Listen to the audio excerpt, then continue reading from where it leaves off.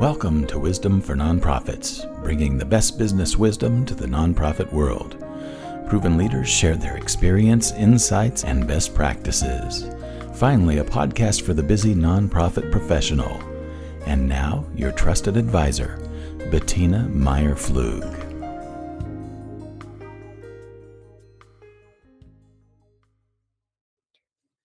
Welcome to Wisdom for Nonprofits, where we provide insight and expertise to help nonprofit organizations thrive.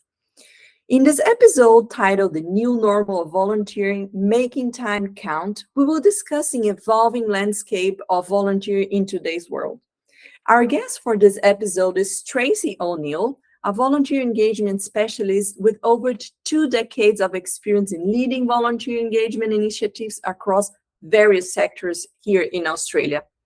Tracy is a social worker and a certified volunteer administrator who's passionate about social justice, empowerment, collaboration, and inclusion.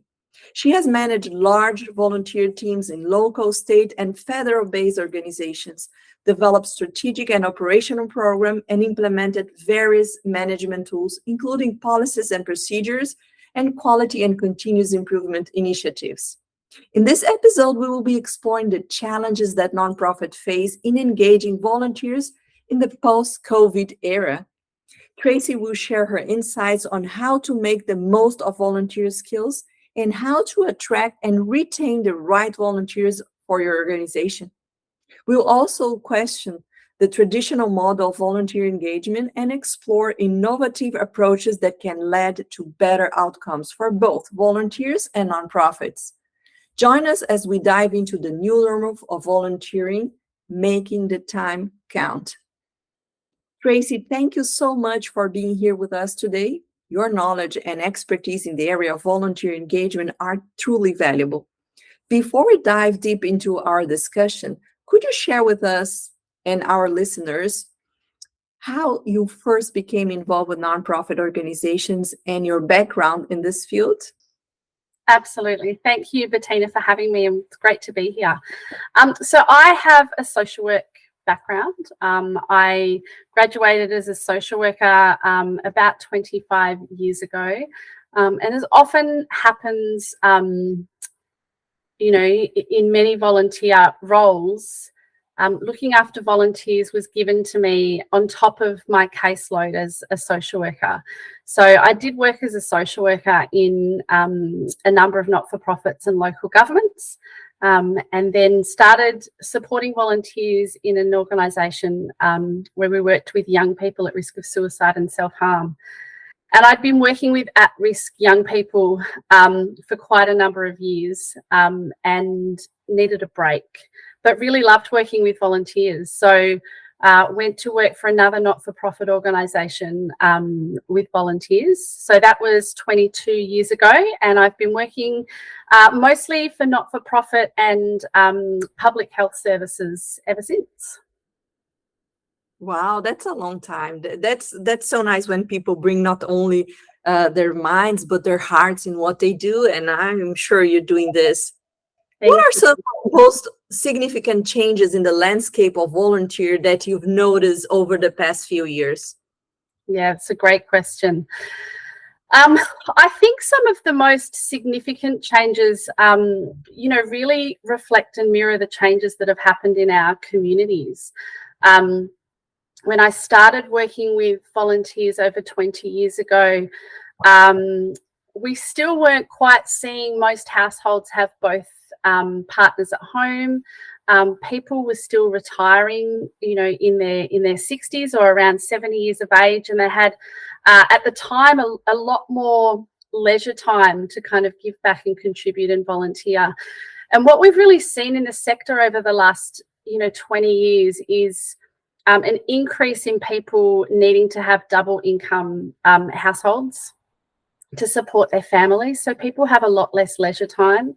We also see what some people label the sandwich generation. So there was some research done, 20 years ago when I started working with volunteers, where there was an expectation that baby boomers, as they retired, would have a lot of time to contribute, and we would see a great influx of volunteers into our organisations.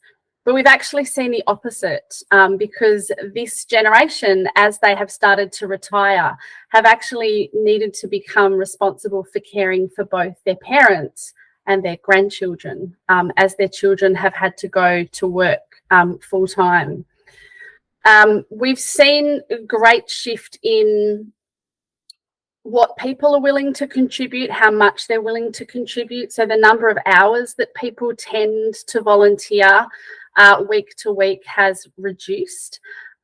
People now expect a lot more flexibility in the volunteering that they do. So traditionally, you would be able to create a roster and rely on people to come every week on a particular day. And so there was a sense of reliability for knowing when people were going to be around to be able to volunteer. But volunteers now are really expecting volunteering to fit around the rest of their life, not the other way around.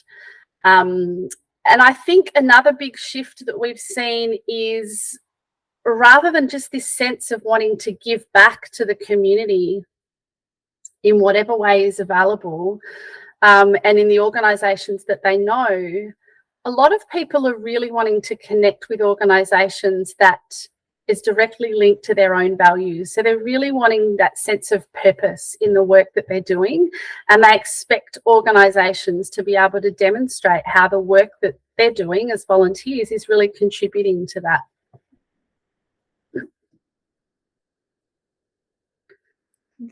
I totally agree with you. Those changes impacted a lot, and I've been working with nonprofits the past 10 years, consulting with nonprofit professionals. It's been harder to find volunteers that you really can count on. You Yes. mentioned that you attended to an event recently last week. What was this event all about, and did they mention anything about this as well? An event last week. Yes. So last week was National Volunteer Week. So there were lots of events going on last week. Last week was really a celebration of volunteers right across Australia. But I think there's been a big push in our sector to really help organisations understand the changes that are happening. And here in Australia, one of the things that has happened has been the development of a 10-year national volunteering strategy that was launched in February. And that document certainly talks to the changes that we've seen in volunteering, and the changes that organisations need to make to really be sustainable and to ensure that we continue to encourage a culture of volunteering.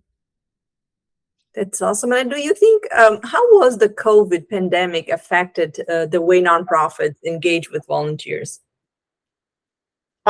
Significantly affected in some good ways and not so great ways. I think, as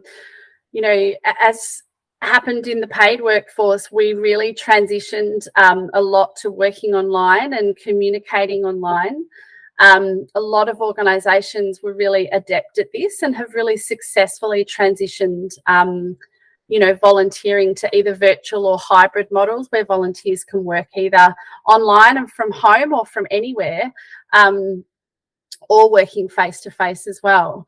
I think we certainly saw some great innovation in organisations around how to continue to engage volunteers. But I think there were also some significant negatives that happened throughout. So, we saw in some organisations that those who were responsible for supporting and engaging volunteers were furloughed. So they were put out of work. Their role wasn't seen to be needed during the time, or wasn't able to continue to be funded, or they were moved to other positions that were deemed to be more necessary throughout COVID. And what a lot of organisations saw was that volunteers really moved away from their organisation. So those who were successful were the ones who maintained contact and really prioritised engaging volunteers throughout throughout COVID, whether that's through fun online events or making sure that there were phone calls made to people to check in, talking to them about what the process of coming back might look like. But a lot of organisations who really didn't prioritise engaging volunteers have really struggled when it comes to inviting volunteers back and seeing volunteers come back to their roles. And many organisations continue to struggle with that and haven't been able to build up their volunteer numbers. Yeah, you mentioned a very important thing is communication. I can tell a little story about my volunteer actions. I used to volunteer in a hospital called UC Health in Colorado with my dog. She's a therapy dog. Beautiful. But because of COVID, we were so afraid of going, and we couldn't go for a while, that we said, what are we going to do? Are we going to quit? And I was just discussing with my dog, what should we do? We want to work, don't we? And then the volunteer coordinator called me to go to her office, and we had a chat, and she said, what do you like to do on your work? And I told her everything I like, what I was afraid of. And we came up with an idea for us to start visiting a mental facility instead of the hospitals. Mm-hmm. So I was able to keep contributing less hours and still doing my job, but not back to the hospital, but to the mental facility. Yeah. And I also looked for another option. So we started going to libraries. So Bella, my therapy dog, could help kids be more motivated to read books.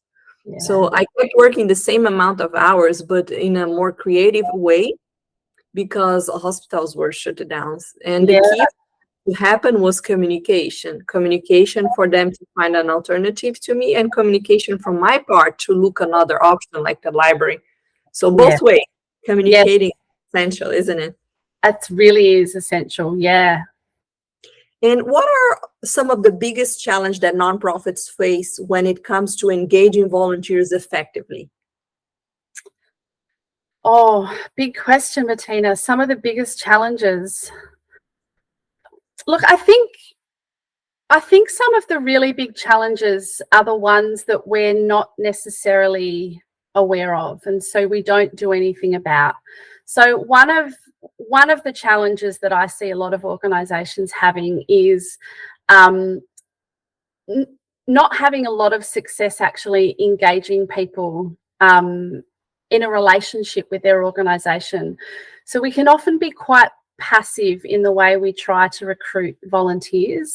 So we write up job ads and we put them on online portals so people can find them, or we stick posters up in libraries and things in newsletters, and we really rely on volunteers seeking us out and coming to find us.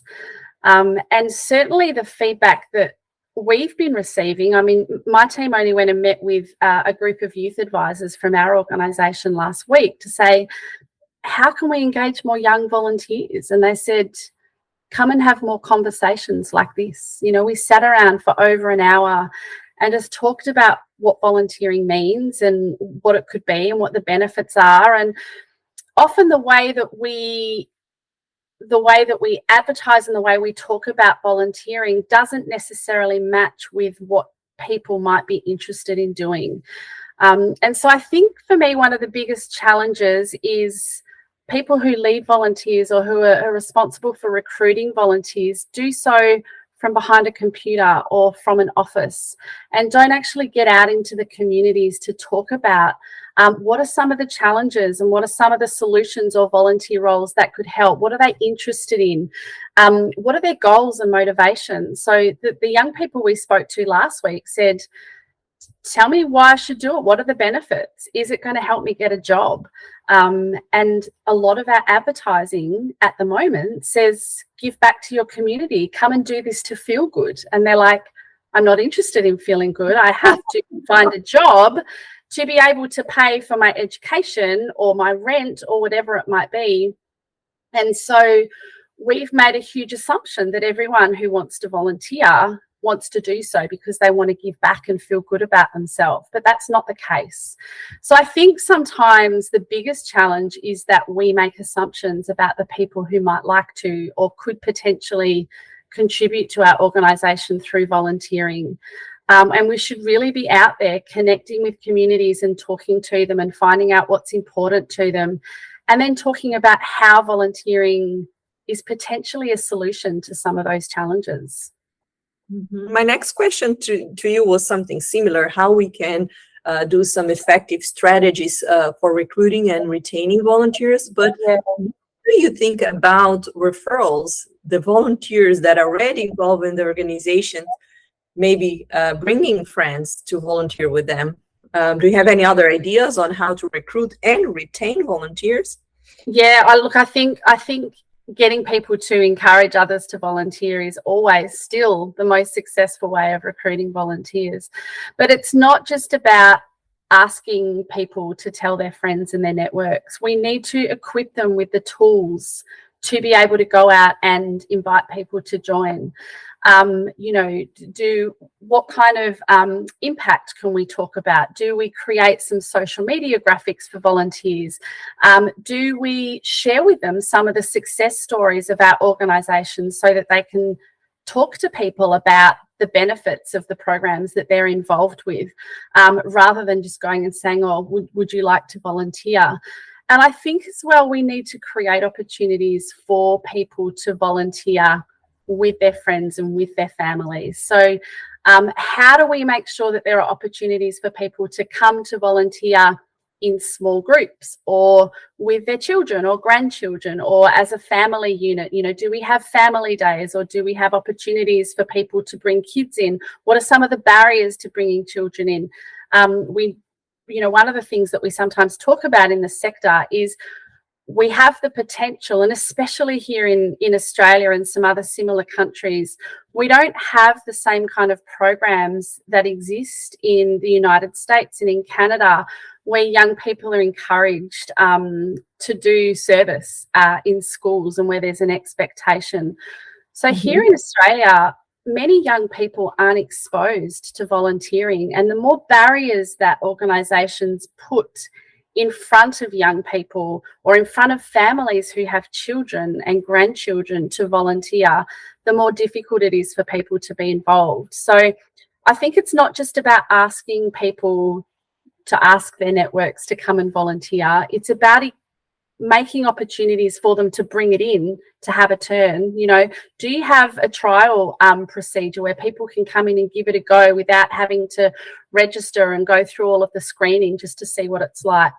And also to make sure that we are that we're making it as simple as possible for people to do so. Yeah, I love what you said about providing tools for the volunteers. In the United States, I work a lot with some Meals on Wheels, and one of them, they had an amazing tool that was creating websites, like landing page for each volunteer. Yes. On this landing page, the volunteer was able to talk about what they were doing in the organization. They were able to fundraise and also invite other people to volunteer. Everything connected to the website of the big organization. So they were proud of having this website. They shared on social media, and they always have a business card with their website link to share and spread the word. And they were proud of it. It was built specifically for them. So there are some options to better equip their volunteers to be your allies, I can say. Definitely. That's a fantastic idea.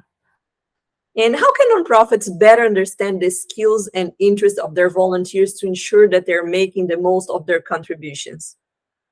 Oh, ask them, Betina. Ask them. Mm-hmm.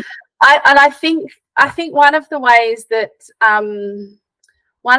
we can do this is to really try to broaden our mind as an organisation about what we want or what we hope to gain from volunteers being involved.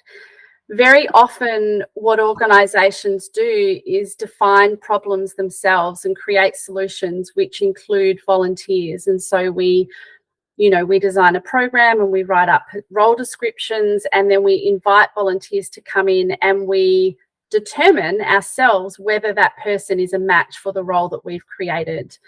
And I think we can really limit ourselves in terms of how much impact our community can have through volunteering. when the only way we look at volunteering is by kind of aligning people to these role descriptions that we've created.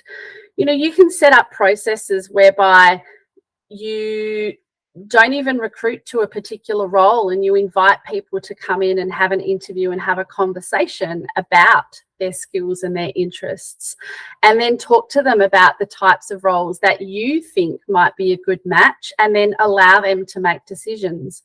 The other thing you can do is involve volunteers in the review of the programs and the roles that you have. Is it working? Are you getting the outcomes that you anticipated you would get? What are some of the suggestions and ideas that volunteers might have? And through those conversations, you might be able to create new roles that really align with volunteers' skills and interests. And I think for me, a really great way of learning about volunteers' skills and motivations is involving them in all conversations across the organisation about how things are going. So at my organisation where I'm working, we're going through a strategy review at the moment, and we're looking at a 7-year strategy, which is a really long time, but it's our 100-year anniversary in 7 years. And volunteers have been included in that process. We've had focus groups with volunteers who have come to us with incredible ideas. We have a number of programs who regularly involve volunteers in conversations and reviews about the program. And we have some funding agreements that are currently in the process of really changing the scope of some of our programs, and volunteers have been involved in every step of that through conversations and reviews. And so through inviting volunteers to be a more integral part of your organisation and to share their experiences and their feedback, you're learning more about them and their skills, and you're able to then, alongside them, come up with really innovative ways for them to be involved. Don't be restricted by the solutions that you see. Be really open to opportunities and possibilities that come up through the partnership you have with volunteers. I loved everything you said. Just going back to a topic that you mentioned, ask your volunteers. When we ask, it's very important for us to think about the resources we need internally, like a database to include this information. Yes. Because maybe in the future you need a help from a lawyer, you need a help from a CPA, you need a help from an artist, a photographer. But if you don't have a place to track the skills of your volunteer, it will be impossible for you to follow up. I was in touch with a great nonprofit in the United States called CASA of Larimer. And they do their volunteer engagement on top of a database. They invite them to visit the house, they do a tour in the house, and they ask, with your skills, how would you like to contribute? This is the program we deliver. It was a program to support kids during trials, justice trials, and they just invite them to visit the house, explain about the program, track all their skills, and ask, with your skills, how would you like to contribute? And I think this is a wonderful approach. I think it's fabulous, yeah.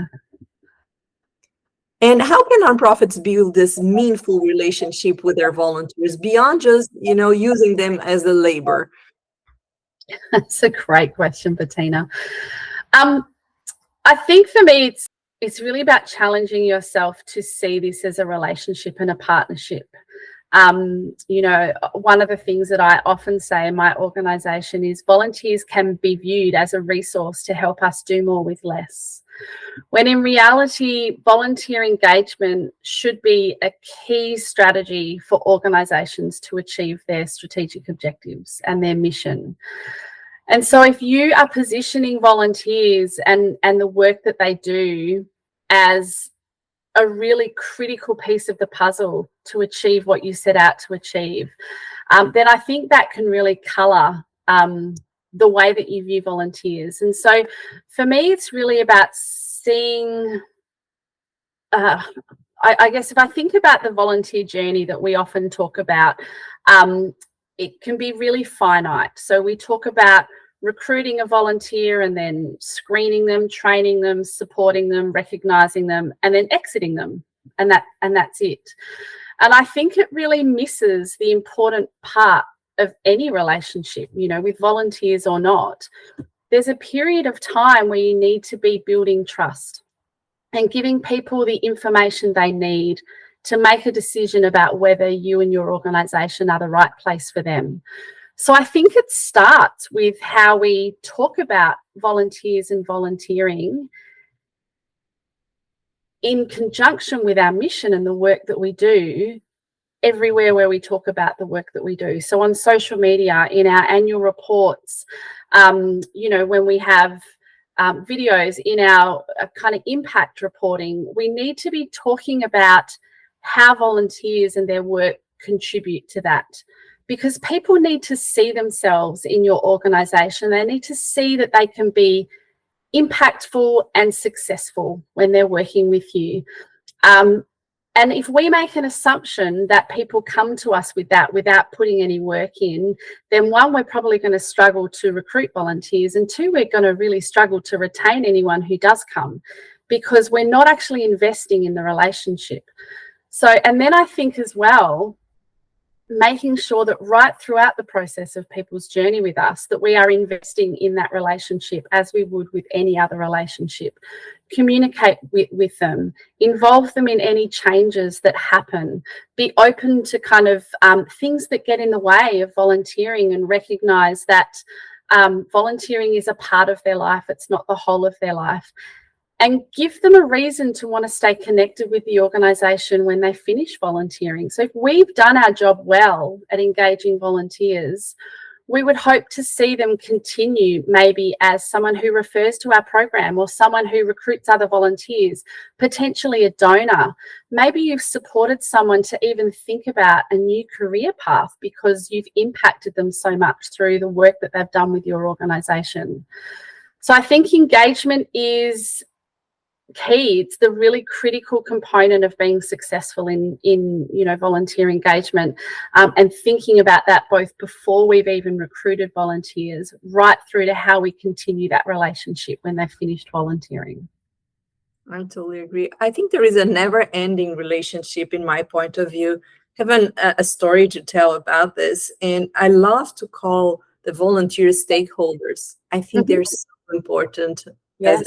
As a big pillar of the organization.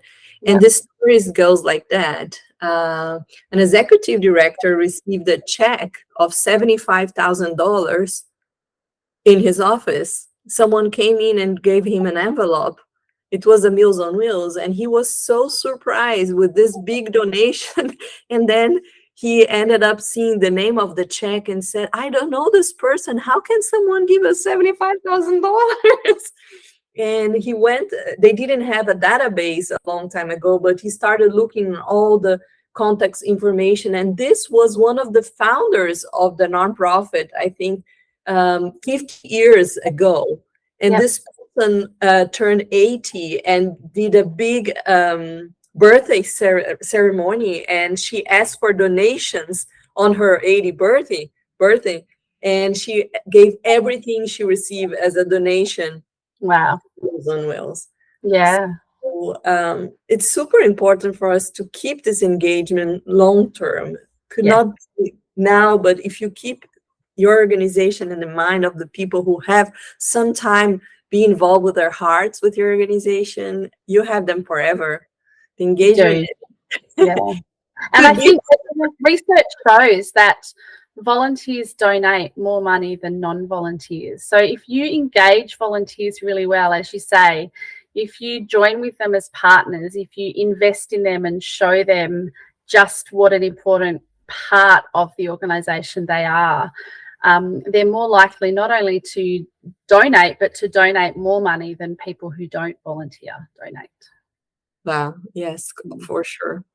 And how important it is diversity and inclusion in volunteer engagement? What are some strategies for ensuring that volunteer programs are inclusive? Yeah, you mentioned being inclusive with kids. I totally agree. That's super important for parents and grandparents. But how about diversity?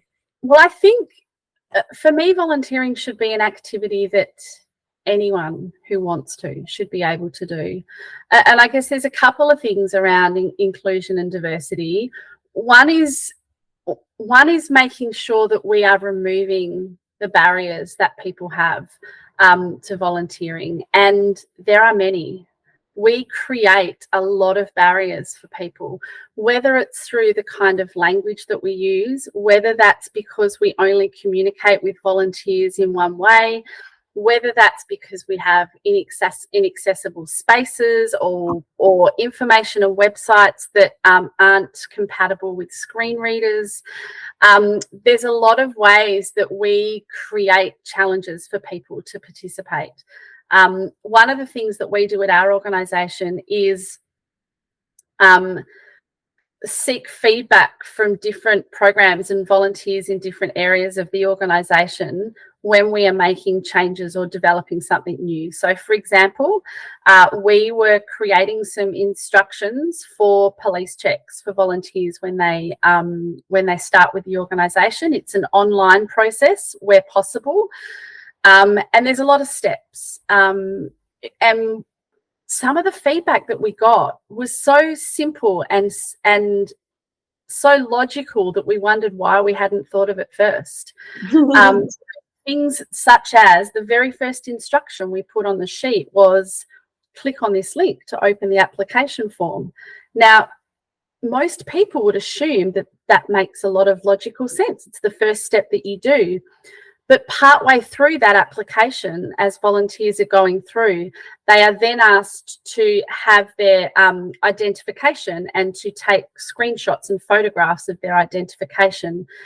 And some of our volunteers potential volunteers became very flustered and actually chose not to continue with the application process because they found it, increase their anxiety.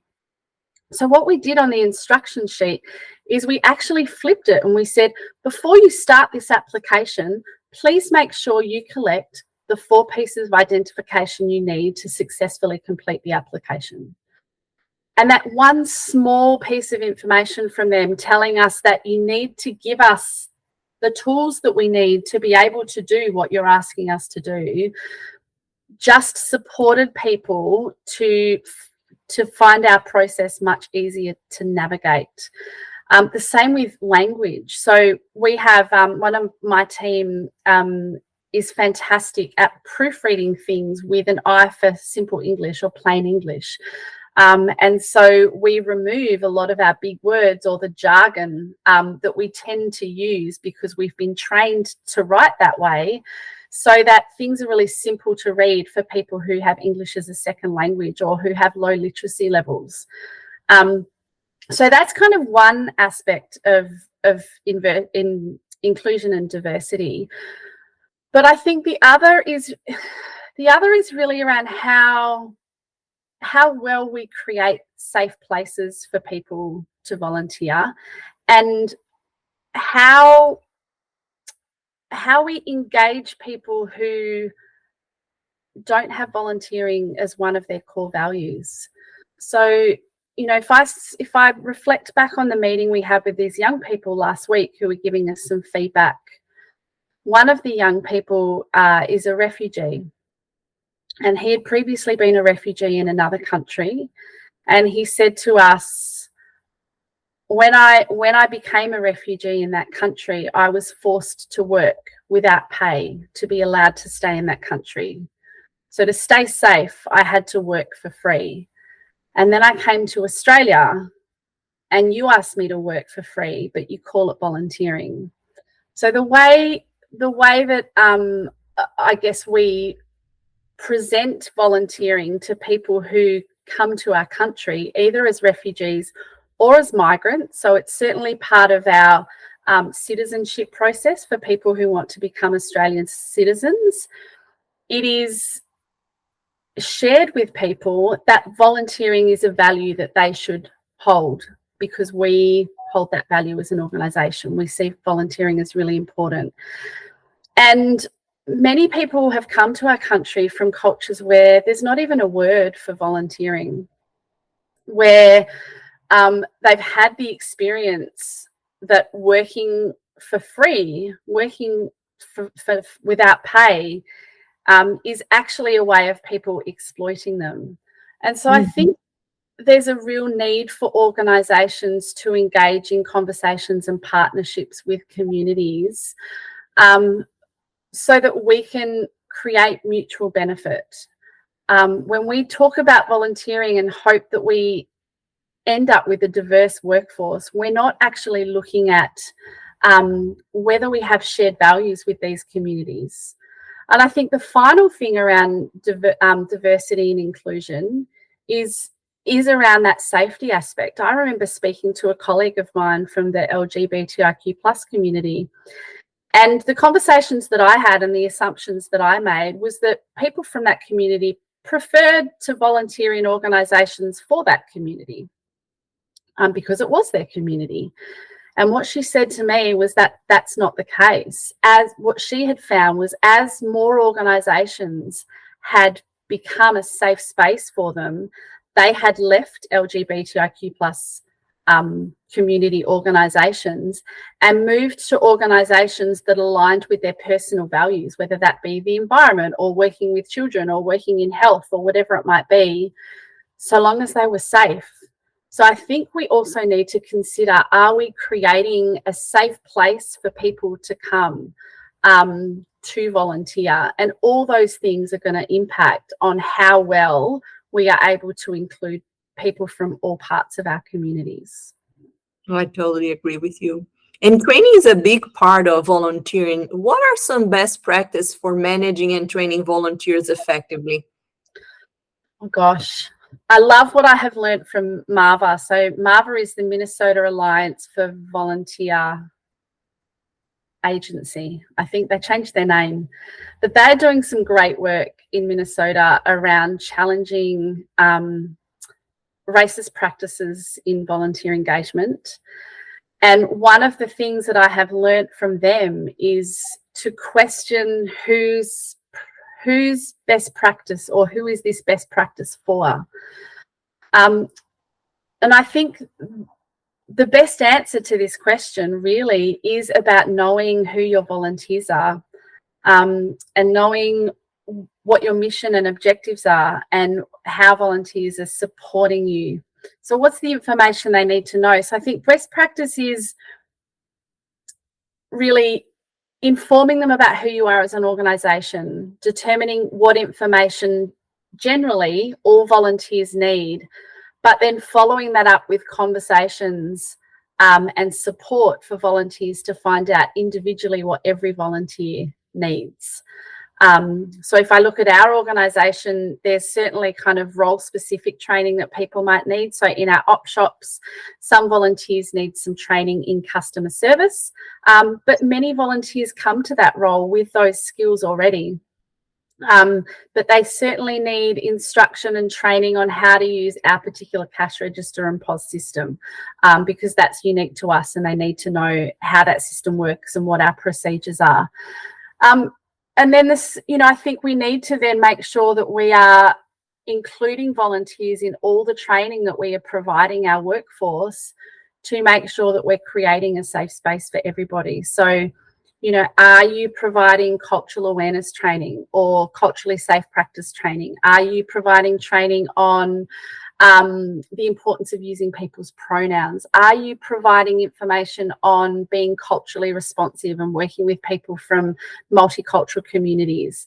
Are you providing training on how to work with someone who has English as a second language if English is the primary language in your community? So I think it goes back to that, the conversation we had about knowing your volunteers' skills and motivations. It's also about knowing where their kind of gaps in knowledge and skills are, and how can you support each individual person to give as best as they can and to gain as much as they can from their experience of volunteering. I loved everything you said, but mainly, remember you mentioned about the tryout. I think to motivate volunteers to engage with training, they should fall in love with your organization first. So your idea of offering some tryout, some things to make them, feel the taste of the organization before they they commit to such a deep training, it's super important. Absolutely. And I think one of the great things that you can implement in trial volunteering is buddying them with a current volunteer. You know, so not only are you kind of minimizing risk because they're working alongside someone who has done the training and who's been screened and who, you know, who's an approved volunteer, but they're able to talk to someone and ask them questions and find out more about the culture of your organization. And are they friendly here? And, you know, do they have answers to my questions? And do I feel like I would fit in here? So I think, you know, trial volunteering can be an incredible way of, you know, that engagement piece pre-volunteers starting their work with you. Yeah. And my next question to you is more about sustainability. How can nonprofits ensure that their volunteers' programs are sustainable and able to adapt to changing circumstances? I think this could be a really complex answer, but I think to keep it really simple, for me, it's about embedding continuous improvement in everything you do. So I think we can sometimes be at risk of just setting up a volunteer program and just leaving it be and hoping that it will always do what we planned that it would do and give us the outcomes we thought that it would, and that it's always going to be a good match for people in our communities. So I think the best way to ensure sustainability is to be continually reviewing how volunteer programs are going. And one of the ways you need to do that is to understand what is the impact that this will have on your strategic objectives and your mission. What is the impact you expect? And then having a way to measure that and kind of report back and adjust things if necessary, or be prepared at some point to stop a program and a volunteer role if it's not having the desired impact. But I think the other thing you can do to ensure sustainability is to ensure that there are opportunities for growth for volunteers. So do you have a leadership model where volunteers can move through a pathway to leadership within the organisation? Do you offer training that is going to be beneficial for volunteers outside of their volunteering? So, for example, one of the things that we are advocating for in our organisation is, can we provide support for volunteers to obtain a certificate in retail so that they're able to find it easier to get paid employment in retail, because many of them come to us to gain experience, but they will gain even more experience and knowledge if they're able to do some study alongside that. So I think if you have leadership pathways, if you show volunteers that there's opportunities for them to grow and progress and to have input and impact on the way the organisation runs, the more likely you're going to have sustainability in your volunteer programs. Of course, and maybe offering in the future possible paid positions. Today, for example, I talked with a friend who was volunteering at Salvation Army, and she was invited to work there.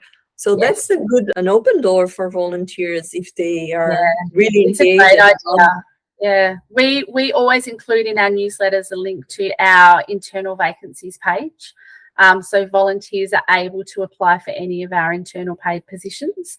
And we hope that volunteers, because of their experience, are offered an interview because they've already demonstrated their commitment to the organisation. Many of them have already displayed their alignment with our values.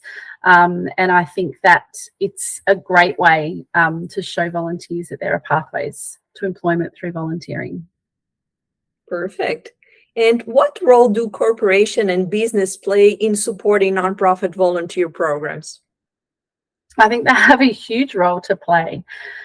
I think for me, it's really important that businesses and corporations understand what it takes to successfully run a not-for-profit organisation, particularly when you're engaging volunteers. We need to make sure that we're challenging the perception that volunteers are free, or having volunteers means, that you can cut funding in other areas, or there are things that you don't need to fund. So I think it's really important that we think about how can we ask for things such as funding for volunteer management, or how can we encourage, businesses to support us through upskilling both volunteers and staff in terms of the professional capacity of the organisation, to improve business acumen of those who are working in the organisation. So one of the conversations I'm having, or I started earlier this year with those who work in the corporate volunteering sector here in Australia, is very often corporate organisations can see volunteering as a kind of easy team building opportunity. And they have their social impact responsibilities, and part of that is volunteering, and they come in and want to kind of work as a team and do something nice to make them feel good. I work in an organisation where we're supporting people who experience disadvantage, and our mission is to prevent and eradicate poverty in Australia. And so the challenge that I have really put to the corporate sector here is, I would rather you didn't come in and volunteer doing menial tasks, or tasks that our volunteers are already doing, or tasks that our community already get involved in. I would love to see you coming in and actually mentoring our participants and many of our staff to improve their professional skills, and therefore the likelihood that they will actually be able to find similar jobs in the future. So I think for me, one of the things I'd love to see corporations and businesses doing is partnering with not-for-profits to upskill us, both staff and volunteers, to ensure the success and the sustainability of our organisations. That's a great idea. In the United States, United Way does a great job motivating corporations to have a payday of volunteering. For example, OtterBox in Colorado, they have one day of the year that you can go and volunteer, and you're going to be paid for that. So it's not just only team building, but motivates them to go and do something good. So I think corporations can support a lot volunteers who have good eyes for that, if they motivate their employees somehow to do it and make an impact where the company is located, and find nonprofits who work in the same area and have the same interests, probably. Yes, definitely.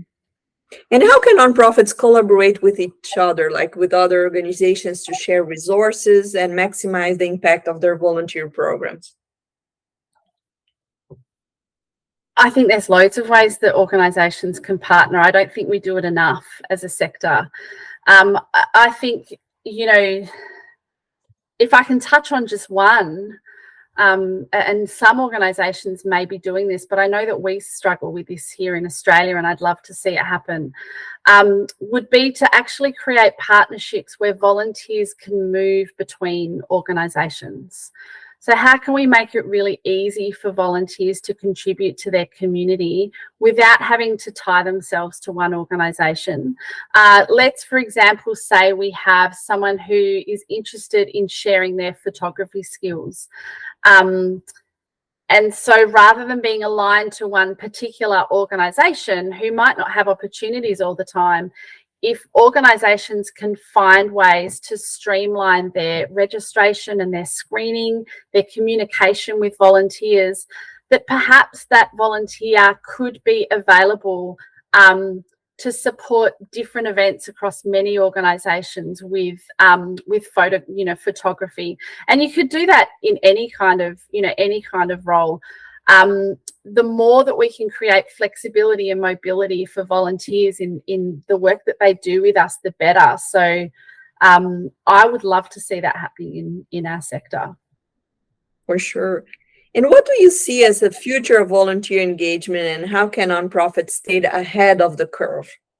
I guess where I stand, I can see it going one of two ways. I think we can either continue to struggle. I mean, as I said, I've been in this sector for more than 20 years now, and we continue to have the same conversations about the same challenges. And I hope that's not the path that we take. I hope that we are really listening deeply to volunteers in our communities and learning from them what they need and want from us. And if we do that, my hope for the future of volunteering is that we see it thriving in our communities. I think that we need to embrace informal volunteering, and how do we support people to engage in both formal and informal volunteering. So if I reflect on my own participation in my community, I lead formal in volunteer engagement at my organisation and create the policies and procedures and governance and strategy. But when I volunteer in my community, I just rock up to things and work alongside people and get things done. And there's been no registration process, no screening. I referee for my kids' soccer team. I support a food share at our local Aboriginal gathering place. I read in my kids' classrooms. And these things allow me to very seamlessly fit volunteering into my life without having to jump through too many hoops. So I think as a sector, the way that we can see volunteering flourish is to understand volunteers' motivations and make sure we're meeting that. It's not just about us as an organisation and what we need from them. And where we're creating flexibility and we're creating really streamlined processes, and we are perhaps sharing more of the screening processes with other organisations so that people can move. But also that we are embracing other cultures and the way that they give to their communities in ways that are different to traditional volunteering. Perfect. I loved everything you said. I agree. And I think the key for success is keep working with your heart, understand the difference of the different generation, like you said, what is happening in our society, and focusing on continuous improvement. Every area of a nonprofit needs to have a continuous improvement. Absolutely. So the volunteer area as well. Yes. Thank you so much for sharing your knowledge with us. I'm going to put all the details, how to get in touch with Tracy, on the description of this podcast, her LinkedIn, and feel free to say anything for our audience as a goodbye here, Tracy. It's been really lovely. I'm very passionate about the volunteer sector, and I believe the more we can inform ourselves about what our communities want and what volunteers need from us, the richer we're going to be. So it's been really lovely speaking to you today and sharing these ideas, Betina. Thank you. Thank you. Thank you for your time. I know this is the most precious things we have, our time. Thank you so much. My pleasure. See you later.